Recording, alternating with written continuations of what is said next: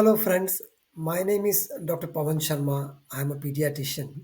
You're all welcome back to our Pediatric Basics, second picture of the month, much earlier than I actually thought.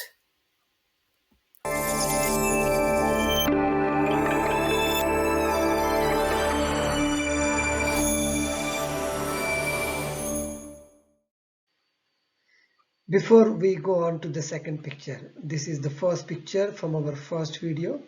What do you think the diagnosis is? Well, for the first picture, wait until end to see the diagnosis, but let's go ahead for the second picture. You must be wondering what kind of picture is this. So this is a test tube containing the fluid, which is basically a mixture of respiratory secretions with a saline. And we actually had a phone call from a theater where a 14-year-old boy was having his appendixectomy. He was intubated and ventilated for his surgery.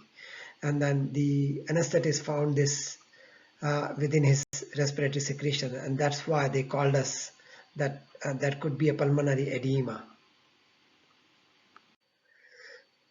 So with the story, his clinical examination was essentially normal. He was intubated and ventilated, but the following were observations.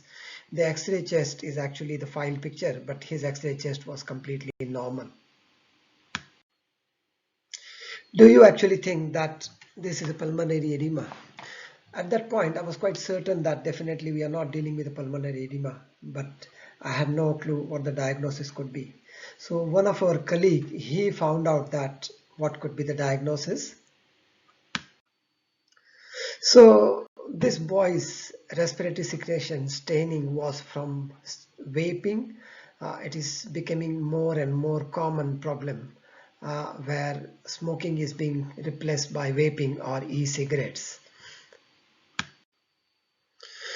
So keeping in short, there are various chemicals contained within the e-cigarette which actually get heated and then the person smokes it, and then you can see what all can cause a problem, including the battery which is used in the e-cigarettes.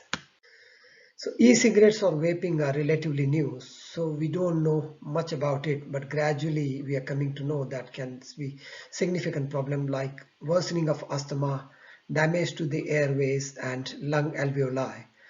There have been also reports about the implications on the heart, blood pressure and brain.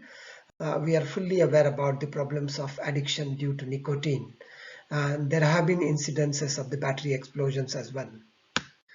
What do you think? What was against the diagnosis of pulmonary edema in this child? I'm sure you're going to read more about pulmonary edema and vaping. If you want to read further about pulmonary edema, there is a nice article in BMJ. I have written down the link there. So what was the diagnosis in the first picture? Please don't forget to watch our first video and you will get your answer. Thank you so much for your valuable time.